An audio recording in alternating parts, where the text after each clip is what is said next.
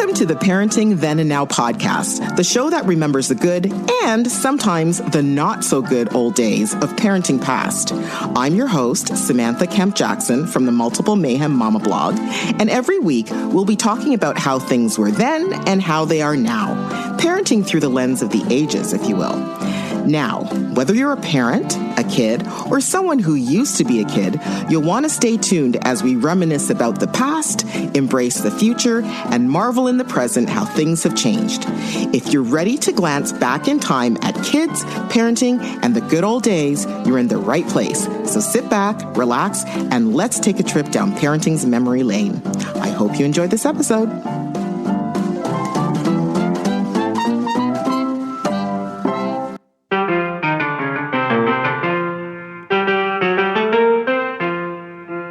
Wonder what it would be like to move to the other side of the world? I have, and I know that I'm not alone in this fantasy.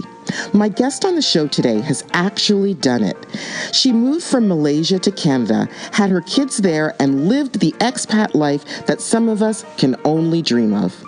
Amanda Muse, parent, writer, videographer, YouTuber, influencer, and so much more, is my guest on the show today, and boy, did we have a lot to talk about. From her childhood experiences that led her to become who she is today, a fearless, fabulous, and focused mom, to what makes her tick and how her childhood experiences colored her adventurous personality.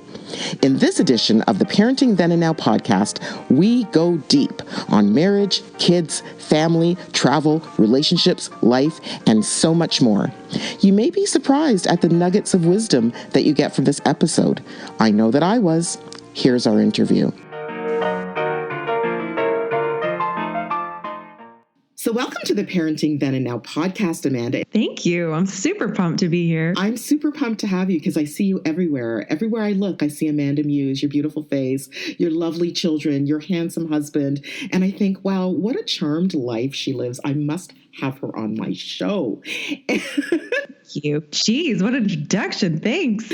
Well, anyway, the reason I'm actually really interested in your story is that you have a really interesting expat story in that you've lived around the world, lived in different places. Your kids were born overseas, I understand, and you met your husband traveling. So before I go into some of the details, perhaps for my listeners, if you could tell us a little bit of background about yourself, how you got to where you are today, everything that we need to know. Awesome. My elevator pitch. Okay. Yes. So I've been creating YouTube content for 7 years, actually, this spring. And how that came about. So I met my husband many moons ago. That's actually, we celebrated our anniversary recently. And I was like, holy God, we've been together for like 15 years. Like, that's insane. But we met in Toronto when for a hot minute, I was a flight attendant and he is a pilot. This is what he does for work. And so we met, fell in love. And then at the time, the airline we were working for went down, bankrupt. Bye-bye. See you later. And so he was like, I got to go. And he was thinking about living overseas. And I was like, well, I'm not quite in it that far. Like, I'm not moving to Asia yet. But what we did is we ended up moving to Vancouver together. He kind of commuted this expat life. Well, at that time we were Canadian based, like living in Vancouver, and he was coming over from China.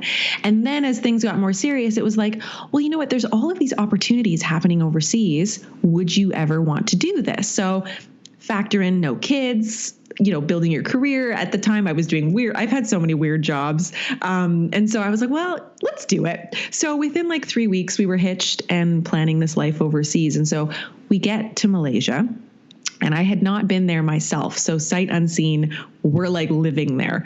And it was a really weird time because I was young. So I was like 25 and I hadn't had children yet. So I didn't have that entry ticket into the expat community in the terms of like the family element.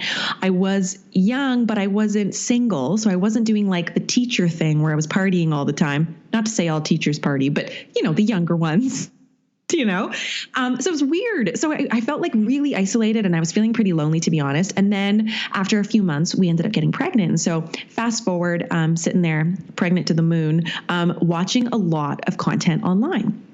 And so at the time, there was all these YouTubers starting this YouTube thing. And I was like, not we didn't quite know what it was at the time, but I was like, I keep coming back to these channels and like, I feel like they're friends. And I realized that, I was in a unique position. Here I was having a family, starting it overseas. My husband's a little older. I've had an interesting life. Like, I think that there's something here. And also I'm a total extrovert and Are you really? No, you're not. No joke. So Dean's always like, you just stop making friends. I'm like, well, I just met her at the grocery store. He's like, for the love, woman. But, and then that's kind of how it started. So I literally picked up a camera in a muumuu on my balcony in Malaysia. And I was like, let's do this.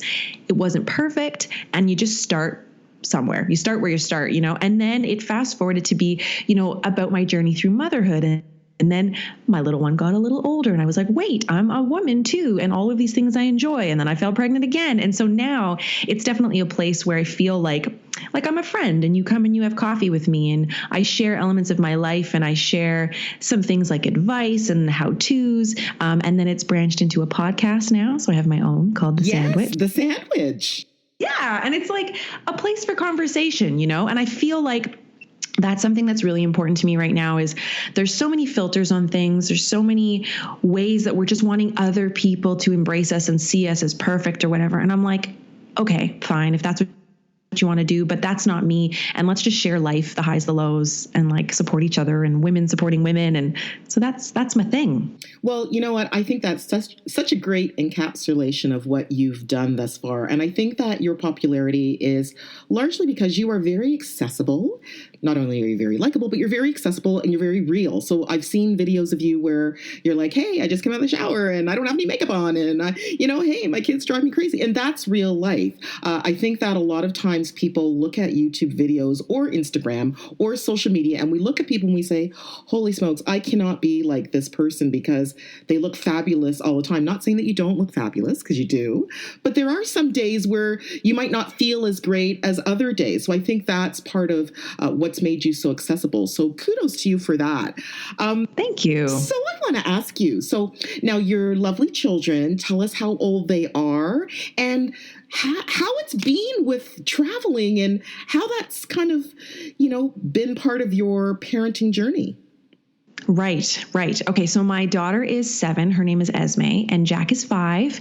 And it was really interesting. Like, when I came back to Canada, which was 4.5 years ago now, and actually we lived overseas for about 4.5 years. And the reason we came back is just the way it works in expat communities is you get these contracts to work, usually like in 2 years or 4 years. And ours was 5, but we jumped ship a little early. I think there's some challenges, like it's not all roses, sunshine, and passport stamp.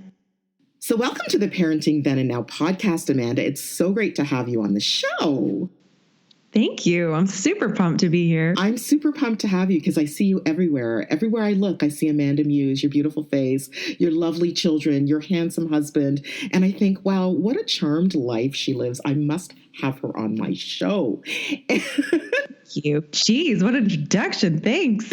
Well, anyway, the reason I'm actually really interested in your story is that you have a really interesting expat story in that you've lived around the world, lived in different places. Your kids were born overseas, I understand, and you met your husband traveling. So before I go into some of the details, perhaps for my listeners, if you could tell us a little bit of background about yourself, how you got to where you are today, everything that we need to know.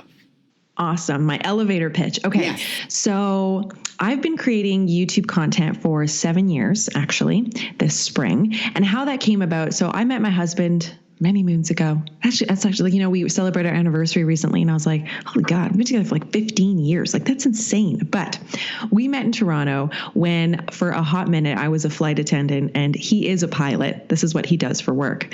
And so we met, fell in love. And then at the time, the airline we were working for went down, bankrupt. Bye-bye. See you later. And so he was like, I got to go. And he was thinking about living overseas. And I was like, well, I'm not quite in it that far. Like I'm not moving to Asia yet. But what we did is we ended up moving to Vancouver together. He kind of commuted this expat life. At that time we were Canadian based, like living in Vancouver, and he was coming over from China. And then as things got more serious, it was like, well, you know what? There's all of these opportunities happening overseas. Would you ever want to do this? So factor in no kids, building your career. At the time I was doing I've had so many weird jobs. And so I was like, well, let's do it. So within like 3 weeks, we were hitched and planning this life overseas. And so we get to Malaysia. And I had not been there myself. So sight unseen, we're like living there. And it was a really weird time because I was young. So I was like 25 and I hadn't like had children yet. So I didn't have that entry ticket into the expat community in the terms of like the family element. I was young, but I wasn't single. So I wasn't doing like the teacher thing where I was partying all the time. Not to say all teachers party, but the younger ones. So it was weird. So I felt like really isolated and I was feeling pretty lonely, to be honest. And then after a few months, we ended up getting pregnant. And so fast forward, sitting there pregnant to the moon, watching a lot of content online. And so at the time, there was all these YouTubers starting this YouTube thing. And I was like, we didn't quite know what it was at the time, but I was like, I keep coming back to these channels and like, I feel like they're friends. And I realized that I was in a unique position. Here I was having a family, starting it overseas. My husband's a little older. I've had an interesting life. Like, I think that there's something here. And also, I'm a total extrovert. And Are you really? No, you're not. No joke. So Dean's always like, you just stop making friends. I'm like, well, I just met her at the grocery store. He's like, for the love, woman. But, and then that's kind of how it started. So I literally picked up a camera in a muumuu on my balcony in Malaysia. And I was like, let's do this. It wasn't perfect. And you just start somewhere. You start where you start, and then it fast forwarded to be, about my journey through motherhood. And then my little one got a little older and I was like, wait, I'm a woman too. And all of these things I enjoy. And then I fell pregnant again. And so now it's definitely a place where I feel like I'm a friend and you come and you have coffee with me and I share elements of my life and I share some things like advice and how-tos. And then it's branched into a podcast now. So I have my own called The Sandwich. The Sandwich. Yeah. And it's like a place for conversation, and I feel like that's something that's really important to me right now is there's so many filters on things. There's so many ways that we're just wanting other people to embrace us and see us as perfect or whatever. And I'm like, okay, fine. If that's what you want to do, but that's not me. And let's just share life, the highs, the lows, and like support each other and women supporting women. And so that's my thing. Well, you know what? I think that's such a great encapsulation of what you've done thus far. And I think that your popularity is largely because you are very accessible. Not only are you very likable, but you're very accessible and you're very real. So I've seen videos of you where you're like, hey, I just came out of the shower and I don't have any makeup on. And, hey, my kids drive me crazy. And that's real life. I think that a lot of times people look at YouTube videos or Instagram or social media and we look at people and we say, holy smokes, I cannot be like this person because they look fabulous all the time. Not saying that you don't look fabulous, because you do, but there are some days where you might not feel as great as other days. So I think that's part of what's made you so accessible. So kudos to you for that. Thank you. So I want to ask you, so now your lovely children, tell us how old they are and how it's been with traveling and how that's kind of, been part of your parenting journey. Right. Okay. So my daughter is 7. Her name is Esme and Jack is 5. And it was really interesting. Like, when I came back to Canada, which was 4.5 years ago now, and actually we lived overseas for about 4.5 years. And the reason we came back is just the way it works in expat communities is you get these contracts to work, usually like in 2 years or 4 years. And ours was 5, but we jumped ship a little early. I think there are some challenges, like it's not all roses, sunshine, and passport stamp.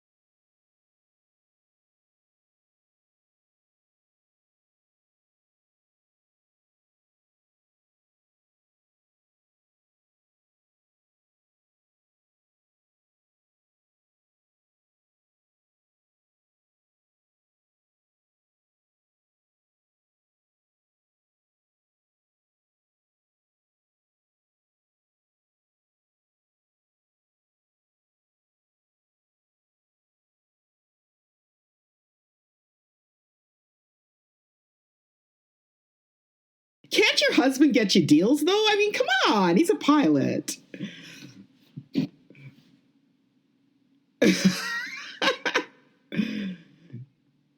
Yeah, really, eh?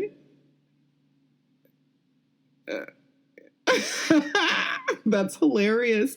Okay, so listen. So I want to know. So you've got this wanderlust, right? So you love traveling. You say you're not traveling as much, and I hear in your voice a little bit of a yearning. You might want to travel some more. Tell me about your childhood in terms of how you grew up. Did you travel a lot? Where were you born? Were you given that kind of ability to travel as a child, which translated into you having this kind of free spirit as an adult person? Because this is the Parenting Then and Now podcast, right? That's right. Okay. So no, there were we grew up, my parents divorced when I was 7. So there was like that financial strain of, splitting up the family, and that was a bit difficult. But I've always, almost like worshipped my grandparents on both sides. Like they were just amazing people, so different, but amazing. And my maternal grandparents are from Cardiff, Wales. And so it's funny, like I really identify with them in the sense that like they left their home country, came to Canada, didn't know anybody, started new, built a business, started careers and had their children in a different place, had to be disconnected from their family, and their friends became like family here. So there's so much, I really identify with them and almost relate to them more than my own parents at times because of that. He took us on a lot of trips. Like my grandfather took us to Cardiff. We went to Wales when I was like 10 or 12. We did like the typical go to Florida thing, but we were more like the budget kind of holiday. So let's go camping. To kids, they don't really know. Like I had the best time ever, right? Like,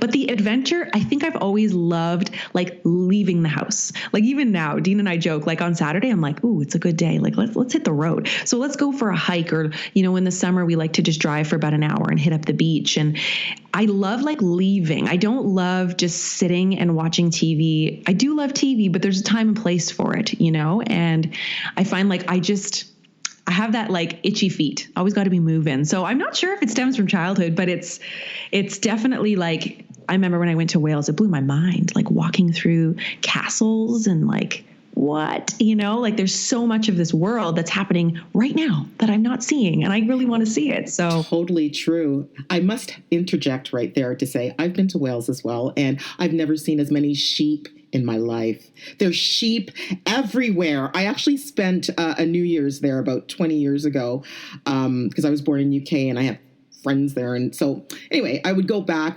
reasonably often. And that particular New Year's, he was my boyfriend then, but my husband now, we spent New Year's Eve in a castle in Wales with my friends, and it was damp and it was cold and I was miserable.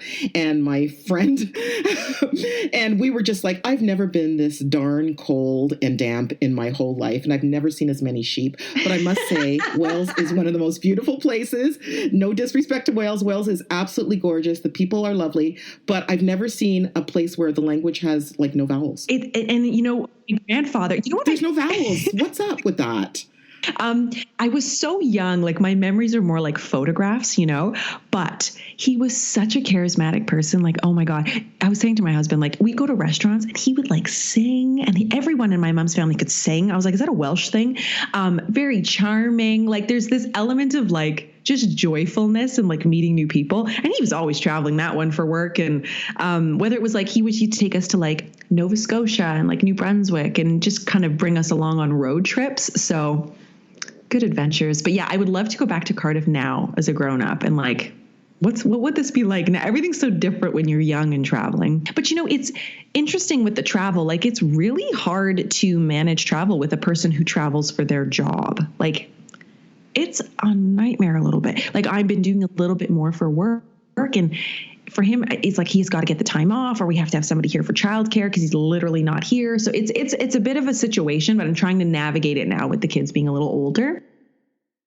Yeah, yeah. Now, does he ever take the kids? Like, so I know that he's a pilot and he travels. Is he able to maybe sometimes take your kids with him and, you're here, or that's just too much to kind of. Yeah, it's too much. And I feel like the industry has changed so much. Like back in the day, like when he was first starting, you used to be able to bring your families places and it's so different now. Like, I feel like it's, they pack the flights and it's almost difficult to fly standby. Like I went to Palm Springs and his airline flies there and I was like, well, get me a ticket. And he goes, honestly, it's not worth it because you will likely get bumped. And I was like, oh, I don't want to get bumped. So that's the tricky part sometimes, like when you're flying and you're in the industry, is like, if you really want to get there, you almost want to buy your own ticket. So now I want to go back to what you were saying about your grandpa, about being this, really extroverted person. Obviously you've inherited that lovely quality from him. But it sounds like your grandparents were really integral to your life and really important to you and obviously really affected who you became as a woman. How do you feel about, kind of extended family in terms of them having an effect on children in their lives? And do your children now have that same relationship or a similar relationship, if not with their grandparents, with aunts, uncles? That's a good question. It's funny. I think the trouble with going on adventures like I have is that you do have to leave. Right. And so when I left, I was born in Montreal, in the suburbs in the West Island in Montreal. So, and I'm the eldest of three. So when I was 19, I graduated college and I was like, peace out. I didn't have the easiest upbringing. There was a lot of friction and tension with my mother and I. So it was a little challenging, which is a lot of the reason why I really gravitated towards my grandparents, because they were in town. And I was like, well, I could just go hang out at his house. It's closer to school anyway.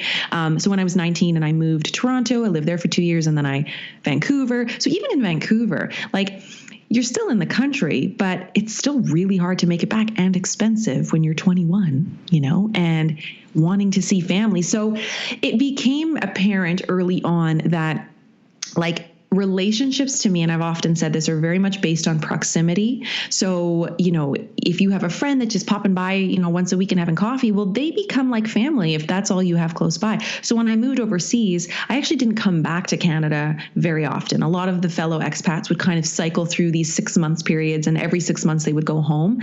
But we worked for a local company, so we didn't have this travel, budget where they would send us back home. It was all on our own dime, and it was quite expensive. So I didn't come back. I came back twice in 4.5 years, which is not a lot, but how I managed that, to be honest, was a lot of what we're doing right now with video calling. So my grandparents they hooked up their Skype to their TV. This is my father's parents. They were a little younger. By the time I left, my mom's parents had passed. But we hung out and we talked about whatever was happening as I was growing in my pregnancy. I was showing them my belly and so it was really special, and it was and we were able to but it's putting the effort in with those video chats and putting the time in. So if proximity isn't an option, how can you mend that? And now, oh my goodness, it's so much easier. You've got apps like Marco Polo, which I'm just learning about, and all of these things where you can feel like you're right there. So it takes a little effort, though. Now tell us, so you were in Malaysia with your kids. What other countries were you living in? Okay, so I've only lived in Malaysia, but we did a lot of travel. So once you're there, it's so convenient. You can pop over to Singapore for nothing. And before my kids were born, I went to South Africa to visit a friend. I'd met a woman in Vancouver who was from South Africa, and she always went back at Christmas. And so I was like, well, I'm only 8 hours away. So I jumped on a plane and went to go see her. And we did some travel with my daughter when she was about a year. We went to Australia because I figured we're on this side of the earth. Let's do this. Yes. Yeah. My husband was so not on board. Your husband sounds like a really understanding guy. He's also a little salty. So he loves to complain, but it was good memories. I had a great time. I was like, it's fine. La, la, la, la, la. You just have a glass of wine. I'm going to live my life over here. But no, we had fun, and we did. And then when we left, we kind of did this whirlwind adventure where we were well, let's see the sights before we go home. Let's take our time. And so we took I think it was a month or 3 weeks, and we did like Thailand, little Bangkok, Koh Samui, and then he went for an interview in Hong Kong. We were debating. It's funny that we actually ended up back in Canada because we had no plans to. He went for an interview in Hong Kong, and then he also interviewed in Dubai. I think it was Dubai, yeah. And it just, at the time, it's like we needed a break. Like we had been away for so long that when this opportunity came up in Canada to stay, like my dad lives like an hour away and my mom lives a couple hours more, but so and I was like, you know what? Like the kids don't know their grandparents. They don't know their family that well. They've only seen them on video. Maybe we should settle down in Canada for a bit. And then an opportunity came up for him. And then I was able to build on what I started on YouTube, and it's become its own entity and its own business. And it's been very fun in that sense to build that. So it's interesting, like when you do circle around. So we've lived in a few places, but we've only lived in one country abroad. However, I'm pretty sure once a week, my husband and I have a conversation about moving again, because I feel like once you've left, the fear is gone, right? It's like, yeah, that's interesting. That's interesting that you say that, because I feel like, we all have this kind of fear of the unknown, things that we've never done before. And living in another country, I mean, I've never lived in another country, so I'm fascinated by people like yourself who have. My brother has lived, he was a diplomat too, so he's lived. Oh, neat, yeah. And yeah, he lived in Sri Lanka. I went to Sri Lanka, and that was the most beautiful place I've. No, I haven't. Okay, that is the most beautiful, beautiful place. I just have to say, the beach, the people, lovely, lovely. Oh, amazing. Yeah. But I would love to live in another place. But it's that fear, right? I've never, because you have to really kind of commit to it, A, and B, say goodbye to the comfortable, the norm, what you know, what you like, your day-to-day, going to the end of the street and getting a coffee. You don't know what you're going to get. So how did you overcome that fear? Or did you have that fear at age 25? It sounded like, based on what you said a few minutes ago, it sounded like you said, hey, man, let's just jump do it. in. Yeah, my husband's like, that's not quite how it went with you. Okay, the reality, and we literally just did an episode of this on my podcast because it was like, it's just, I mean, if people knew how often he and I have this conversation, and I do heavy eye rolls because it's like, I'm not changing my opinion right now, but he wears me down, he's like, let's do it. The reality is this, like when I moved from Toronto to Vancouver, I spent like 4 weeks crying because it was hard, like you leave your family, you leave the comforts. You're so young, and it's like, oh my God, this is real life. That's like that kid in the dentist. Like, is this real life? You're like, yeah, this is reality. And you've got to really rely only on yourself. So what was kind of neat about when Dean and I left Canada to go to Malaysia is, for one, that was super challenging because he went out earlier. So when you're a pilot, you do training for about 3 months before you start working, like on the new aircraft. So he was gone. Lucky guy. And I had to sell everything we owned and then decide what to keep. That was hard, man. And we had a dog, and that dog was my baby. And I was like, what do I do? And you can bring your pets overseas, but our dog had a thyroid problem and he did not do well in heat. Thankfully, I have the sweetest in-laws ever, and they're like lovely people and they love animals. And so they came from Alberta and they helped me clean that apartment and pack up the things and took the dog back. And I remember, oh Lord, sitting in this empty apartment in Vancouver, which is pretty small to begin with, on this blow up air mattress with the blankets that I was literally just going to like put in a box and get rid of on my way to the airport the next day. And like, oh, this is happening. Like, this is for real. Like, I'm like leaving. And did you have that moment of, holy smokes, what am I doing? Were you excited or were you terrified? Well, I hadn't seen Dean in like 3 months, so I couldn't be happier to see him. It was so hard. Like, I had encountered this woman who was a massage therapist, and so she did work out of her home. And I was in so much, like my arms ached for no reason. Except I feel that like emotional pain can show up in your body in different ways. And she was a little bit wooey, but I loved her. And she was just like, that pain in your arms, like look into it. And I remember at the time, and that's a bit foggy, the memory, but it was like when you're going through dramatic change, like your arms can ache. It's almost like you're just like clenching your arms, like you don't want change. Change is really hard. It's hard for me too, but I've always like almost used it as like this propellant. Like if you're fearful of something, just get past that hump, because so much good could come from this experience, And like, if I hadn't gone, truthfully, I think that Dean and I would have probably parted ways because he's always had a dream. Yeah. Oh yeah. It was like a very clear moment where I remember walking around the seawall with him around Vancouver. We always used to walk our dog and having this realization that like, if I wanted this to work, and he never pressured me, by the way, but it was like, if I really want this to work, I've got to go. Like, we've got to go on this adventure. And I feel like that's like a relationship thing, you know, like sometimes it's about you and sometimes it's about your partner. So right now, us being back in Canada is very much about me. My job is going very well. I'm achieving success in this way and he's supporting it. But the reality is he could make way more money and be feeling a little bit more like he's living his best life if we were abroad right now. So it's a very interesting thing, like how many factors play into it. And you know what, when we came back to Canada, we sold everything again. And that was very stressful. And I experienced extreme reverse culture shock, which was hard. But it's amazing when you have a platform and you share with your community like we do and like I do on YouTube. And I remember sharing all of my emotions, what I was going through. And a viewer was like, that's called reverse culture shock. Go look it up. And I was like, holy shit, you know, and I ended up going, and I frequently talk about talk therapy and mental health. And so I work it out with my therapist and we talk through things. And so I think that like, if something's really fearful, it comes from you just got to figure out where it's coming from. What is it that's scaring you? Why don't you want to try that change? Because you'll adapt, your kids will adapt. What is it, you know? And so it's figuring out that pull. And so for me, I think that we will probably end up overseas again at some point, but I'm not quite ready, you know? Yeah.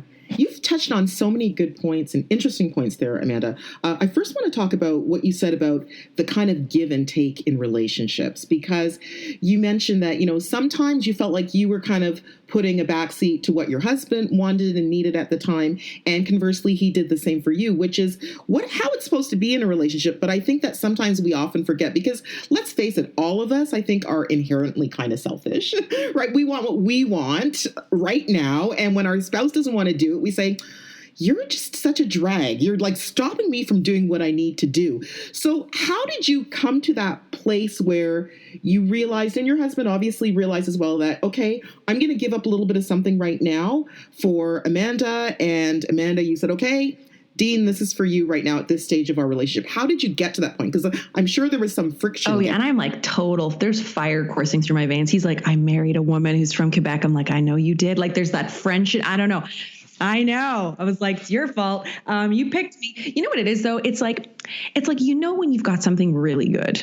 And I feel that this is where, so Dean's 15 years older than me. And I feel like sometimes that age difference, it's a real pain in the ass sometimes when he plays that card. But more often than not, it's like he's got a little bit more experience and he's a little bit more calm about things where I can get a little explosive.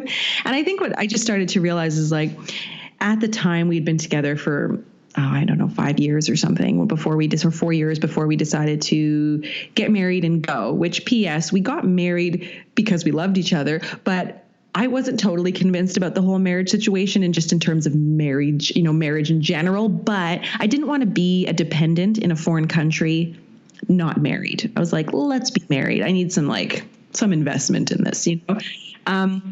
But I think I realized if you really want a relationship to work, and I had watched, you know, my parents' relationship not work. And I was like, well, why didn't it work? Why can't we make this work? And I feel like you do have to, I think there's times to be selfish where it's important, especially like when we have discussions around motherhood and you don't want to give everything all the time. You do have to keep some for yourself.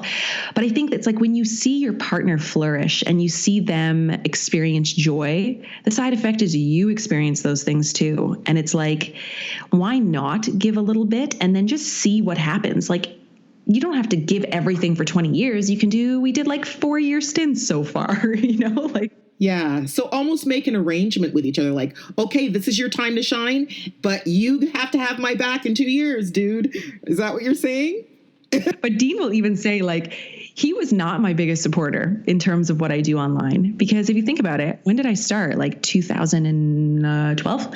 2012. Nobody was an influencer. That wasn't what people did. I still don't even like that word, but nobody was doing it. Nobody could see the benefit of it. And I said to him, I remember we arrived in Canada. I said, give me 1 year. And these were heated conversations. This wasn't like Dean laying out the carpet for me to just do something wild. I said, give me 1 year. And I did it. I busted my butt. And when we were chatting before, you had mentioned like, how do you do this? Because I am producing a lot of content. Well, sleep unfortunately takes a back burner to me. So like I'm often burning the midnight oil. I go to bed at like 12, 1, because I need to parent, because I solo parent a lot. And then when he's home, I've got to spend some time with him, keep that going. And then work. And sometimes the work doesn't start till 10 p.m. So it's a weird season of life, but I'm figuring like, if this is my time, if this is my partner going, we're here and like, just do what you want to do. Well, I'm going to try to make the most of it, and yeah. And how wonderful for you that you have a supportive partner, even if, as you say, sometimes he's crusty. We're all crusty sometimes, right? We're all crusty, but generally speaking, he's supporting you. So, and I've actually seen a couple of your videos where you've reluctant, poor Dean. He's like, you're like, hi, this is my husband, Dean. And Dean's like, hi. Obviously, you're the extrovert in the relationship, which is so wonderful because sometimes it's that kind of opposites attract thing. I'm kind of like that with my spouse too. I'm a lot more extroverted, and he says the same thing to me. It's like, who are all these people you're talking? How come you have all these friends? What's going on? Right? So sometimes opposites attract.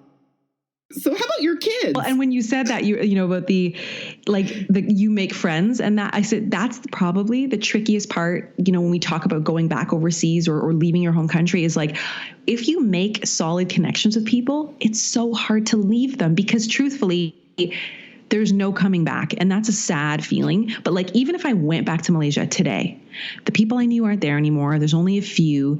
The dynamic of the time and the place that I was in, you cannot open that door again. It's brand new. And so even coming back to Canada, we don't live in a city that we lived before. We don't have the friends we had before. It's all new. So it's a hard thing to change, and I feel like you get some battle wounds along the way, so.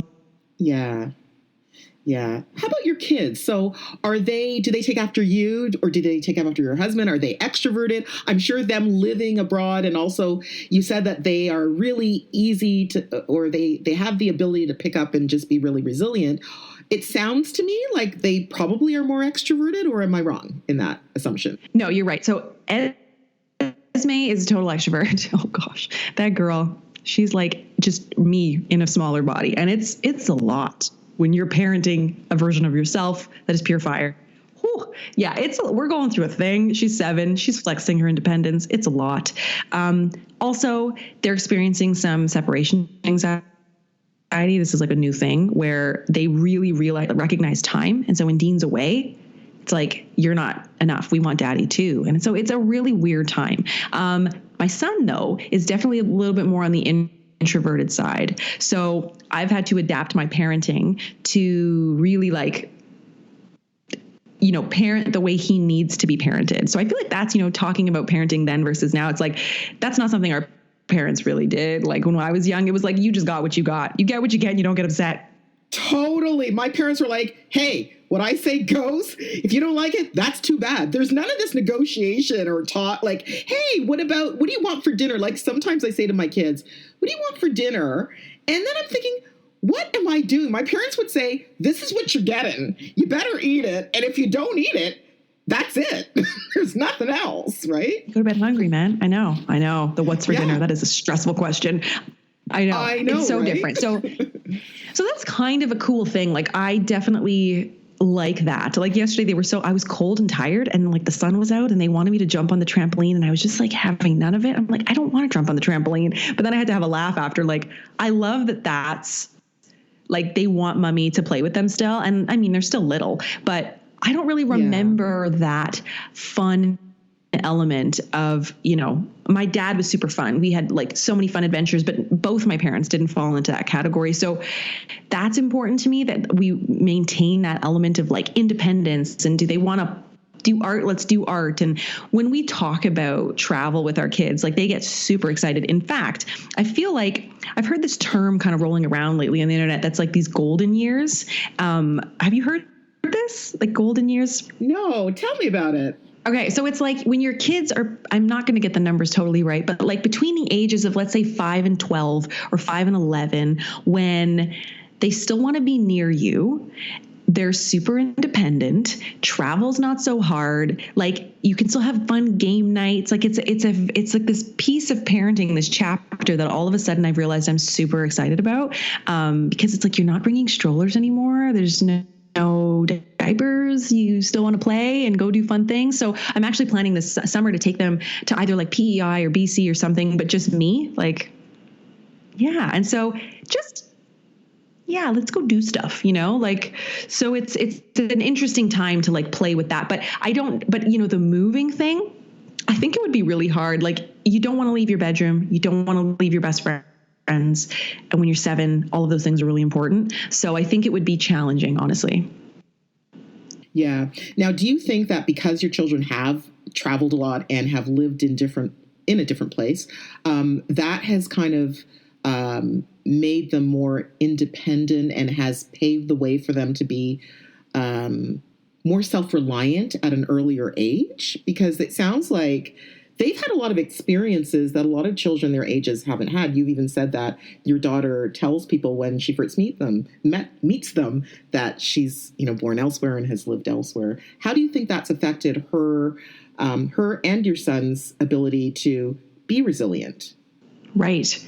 That's a good question. I feel like Jack was so little, he was like 6 months when we left. So I feel for him, thank God I created vlogs and I have all these really neat video memories for him to like look back at, because he'll see, that'll be really cool for him.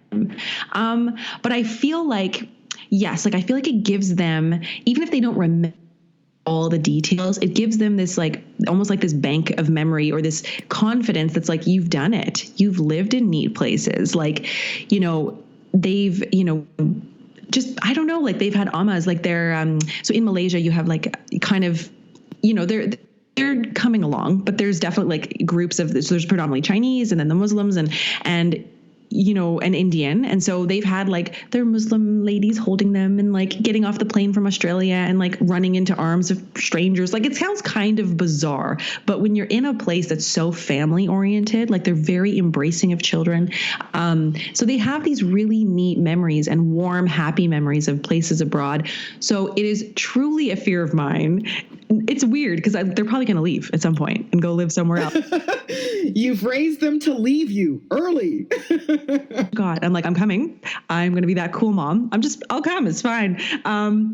So I definitely think that, yes, like it's I'll be curious to see like what direction they'll go. Will they feel like, no, they kind of, will they not retaliate, but like go the opposite way and not want to travel because dad traveled so much and they have these, I don't know, like they don't have super close relationships with cousins and aunties because we've been away. I don't know. Or will they seek that out? I feel like Esme is his little adventure bunny and I think she'll go do things, but Jack is still little. Like he's a little bit more of an introvert. So I don't know. It'll be really interesting to see. Although one weird thing is that kids that were born overseas to Canadian parents in that time, I think this has changed, but, I remember my daughter was like three months old and the guy behind the consulate was like, P.S. if she decides to marry someone and have a child outside of Canada, her children will not be Canadian. And I was like, what? So there's like weird political stuff too. Yeah. So it's a thing because you're just like, oh, come on. She doesn't have any, when you're born abroad, a lot of questions I get is like, do they have passports from Malaysia or citizenship? No, it's not an automatic in every country. So like they literally don't have anything. So they're Canadian 100% because mom and dad were Canadian. So it's a little, so it's yeah. So there's things like I pretty much have all their paperwork under lock and key, like fireproof and all of this, because how would I find like a Malaysian birth certificate again, like, so there's like a lot of paperwork that goes into living overseas. Yeah, I went off on a tangent there, but it's like things I think about, like if you have a baby, come back to Canada, like you're 7. Let's talk about that. You hear all about people who, in the news, you hear about people who go to specific countries to have babies for whatever reasons, political, whatever, which I totally understand. And I will say for the record, I don't think that's necessarily a bad thing if you're trying to do better for your family. But that's just my little thing that I'll put in, my little political jab. I won't refer to anybody in particular, but Not all immigrants are trying to scam. Anyway, just had to say that. And, actually, I will say, I don't like that.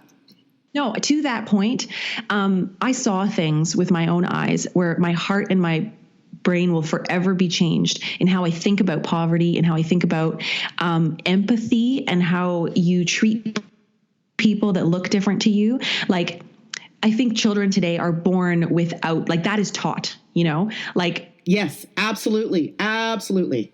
Assistant / helper of life is Patra. She's a woman of color, beautiful. And I remember my daughter, she's like, Mom, can we go get, she goes, can we go get like the curling things so like my hair can look like Patra's? And I'm like, well, here's the thing. Like, so I've got to explain to her, like, you don't quite have hair like Patra. And so, but it's like, to them, it's like nothing, And so that's something where I feel like everyone should travel if you can, because it just changes how you think about, like I was in Cambodia, and you have children coming up to you, like selling you things. And then, you're okay. You give them a couple dollars here and there, and then you sit down and you see like the dynamic, and it's just, rather than like a picture on a website about why you should donate, you're seeing real time, like what it actually looks like. And it changes you, And so that's a whole other element why travel is so important. But I do think, it gives you a life experience. So how could it not? And, I'm a big proponent of travel as well. I haven't traveled as extensively as you have, and I haven't traveled as much as I would like to. But I think it's so important for kids to see other parts of the world, to experience how other people live, to put it in context. Like, I say to my kids all the time, sometimes my teenage daughter, she's 15 now, and she'll complain the Wi-Fi is not working, or her iPhone is too slow. And I say to her, do you really think, in the larger scheme of things, that most children in the world, or most teens of your age in most of the world, think that this would be a problem? Do you really think this would be a problem? Like, really, check yourself, because these are problems that are not problems. If you think that your iPhone is too slow and you want to get a nicer upgraded iPhone, and you're not happy that you have an iPhone 6S rose gold when your friend has an iPhone X, well, I'm really sorry. That's really not a problem. Mm-hmm.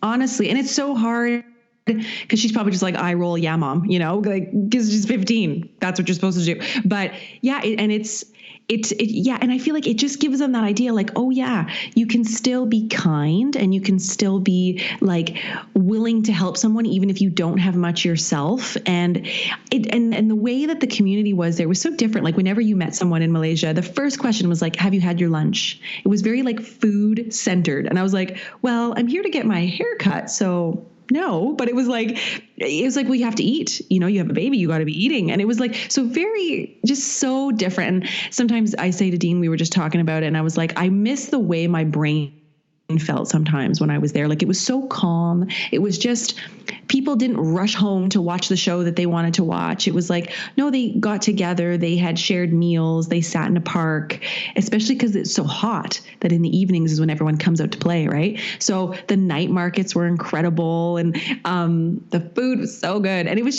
such a different experience. And I get all smiley when I think about it, because it was such a good experience. And now I'm sort of sitting here like, why are we moving? Well, it sounds like such a lovely experience, Amanda. What things did you bring back from that culture, or those cultures, that you still kind of incorporate now into your lives with your husband and your kids? So what things did you take from Malaysia and your travels that have now become part and parcel of your family life together? I'm trying to think if there's any like traditions that we do. Not really. I'm not a very materialistic person. You know what I brought back? I think I brought back, when I was a young person, I struggled a lot with certain family relationships. And I think what I realized when I went away is that, this might be harsh, but family isn't everything. And if you maybe didn't have a start that you'd hoped for, the beauty is you can create the life and the family and the feelings and the emotions that you want. You can pick your people. And so when I lived overseas, I realized, oh, these are my people.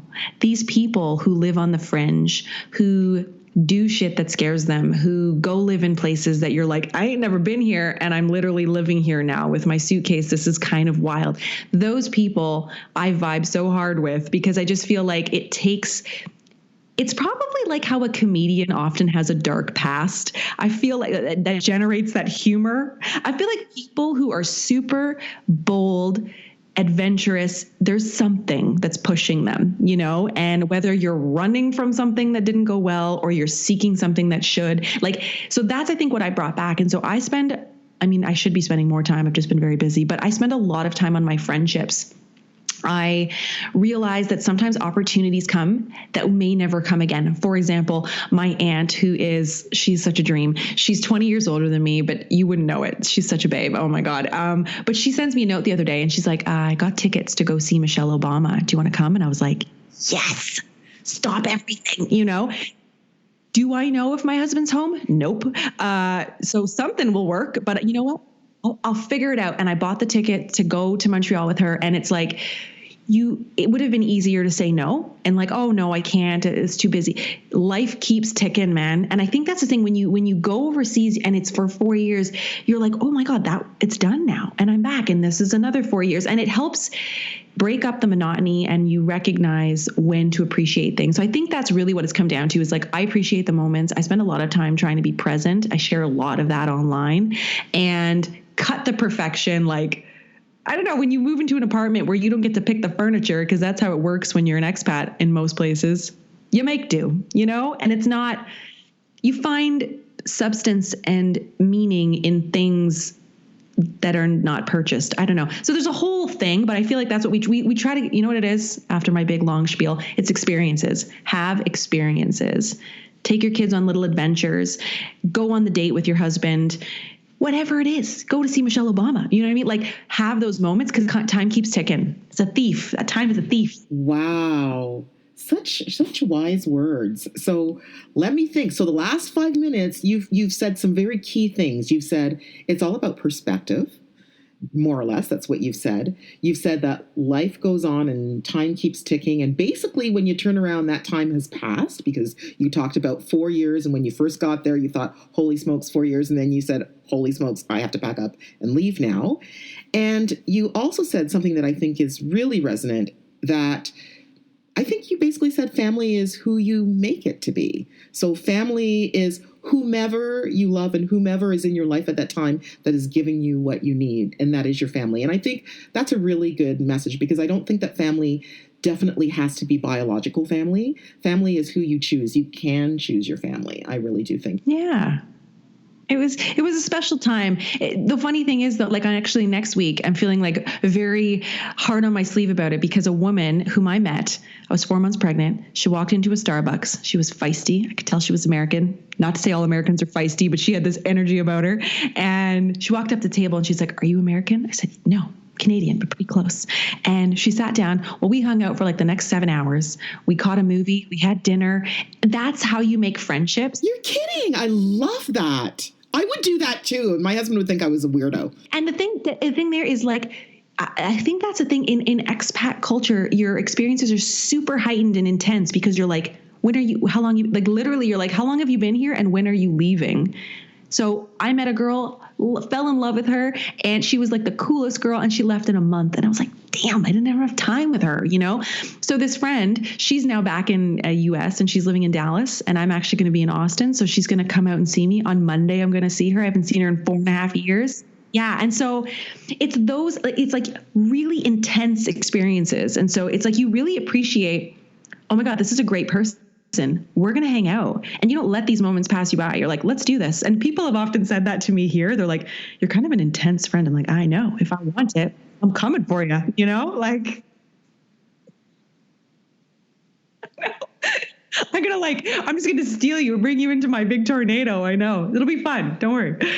I love it. Well, I think, what you said as well is sometimes you meet people and you just click with them. Like I've only met you like a few times, I think, in real life, but I think we clicked. I thought I like her. She's kind of cool. I like her. So yeah. So I think that once you kind of know you have that chemistry with someone, it is what it is. You kind of run with it. Why not? Life is short, and you just don't know what tomorrow's going to hold, or if you're even going to have to. Totally. And people are fearful of friendships, and people are fearful of what other people are going to think about them. And oh my goodness, like I told my daughter, Amanda Muse has done it and is doing it, and I know will continue to do it in the years to come. How you said a word, this fierce and fabulous mom has it all together and has a joie de vivre that I know that we'd all like to replicate. And so if you what think an about inspiration that, and what a life. I know you're going to be heading to a new adventure in the not too distant future, Amanda. So I shall say happy travels and make sure that you take some video. Okay? And that's why I moved overseas. And I think if you can I try to keep that. I don't always get it right. My husband's like, you're a big chicken. Like I have my moments where I go, no, I'm not doing it. I'm not doing it. And he's like, you don't come across as a chicken. You do not come across as a chicken. I'm a very visual person. So he's like, I'm like, imagine you're like standing on a ledge and you're just like holding on for dear life. Like, I don't want to do it. And he comes up from behind and like boots me in the butt. And then I'm like, this is awesome. Like that's my life. Yeah. Free falling. And it's great. And he's like, I told you. I'm like, okay, you're right. It's true. Yeah. Oh my goodness, Amanda, I could talk to you for hours and hours. I think I'm going to have you back on the show. Seriously, because I have so many more questions, and you have such a great energy, and you have so many good insights into life, and I just love your joie de vivre. There's my French for my fellow Quebecer there.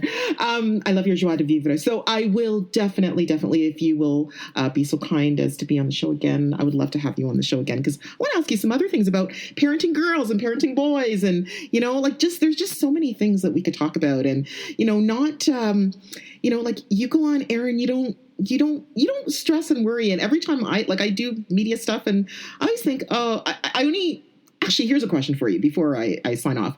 Do you watch your stuff a lot? Like, so when I do a media thing every week, I do a TV show thing. I watch it once and I never watch it again. Same with radio. I do radio interviews and stuff. I listen to it once to make sure it doesn't sound that bad. And then I know, because I hate to hear my voice and I hate to see myself on video. I hate watching it because I feel like, ew, No. Do you watch yours? Well, you know what? Because I started on YouTube, you got to get over yourself real quick because you're staring at your face editing. I never realized how much I said until I started editing, and I'm like, we got to take that out of the equation.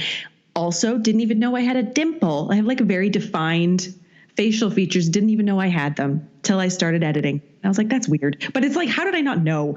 But you know what? I feel like, that I have no trouble with that. I get a little bit embarrassed sometimes if I find like I really let my, not freak flag, but I can be a big ball of energy, and it's a lot. And so I often have to remind myself, don't dim your sparkle just because it makes other people uncomfortable. And I'm always like, girl, remind yourself, because I can be big. And I find that I attract a lot of introverts, because I have free flowing energy almost to a certain degree. So I don't even notice. I'm like, oh yeah, you are kind of introverted. Huh? I didn't know, because I'm respectful of people's energies and I don't mind just putting out a lot. But I have a confidence about me, and I feel like I like knowing that I can impact people in a positive way, or I can highlight something, a perspective that maybe needs to be shared but hasn't before. And I think if you come in with that, almost like these affirmations,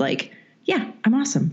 And sometimes before big, conversations or whatever, I do the stuff that they say you should do, which sounds super silly, but the power poses, and you're just or I'll jump around and get Beyonce going and just start feeling yourself, all of those things, and realize you have so much to offer, and what a privilege it is for you to be in that position, to be on air, sharing it and just own it, because those chances, as in traditional media, they go quick and they go to other people. And yeah.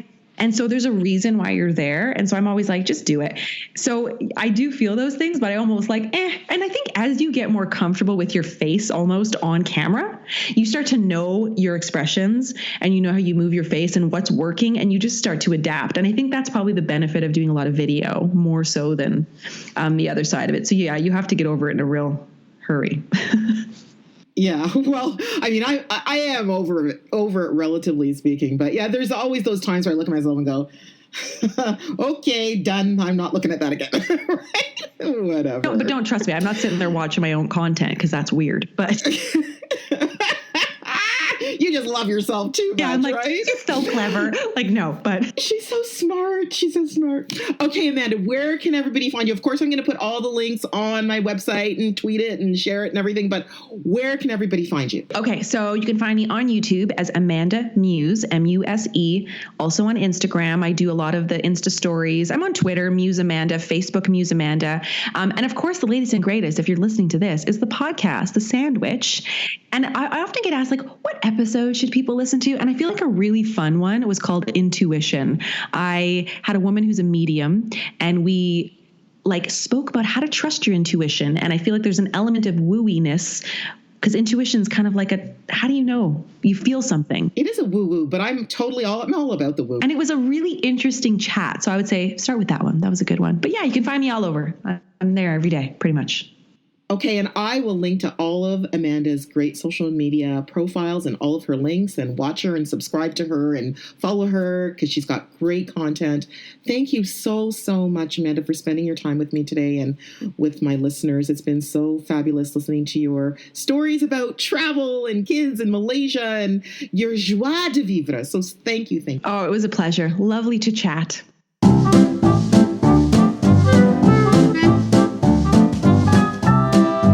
Well, talk about living the dream. Amanda Muse has done it and is doing it, and I know will continue to do it in the years to come. This fierce and fabulous mom has it all together and has a joie de vivre that I know that we'd all like to replicate. What an inspiration and what a life. I know you're going to be heading to a new adventure in the not too distant future, Amanda. So I shall say happy travels and make sure that you take some video, okay?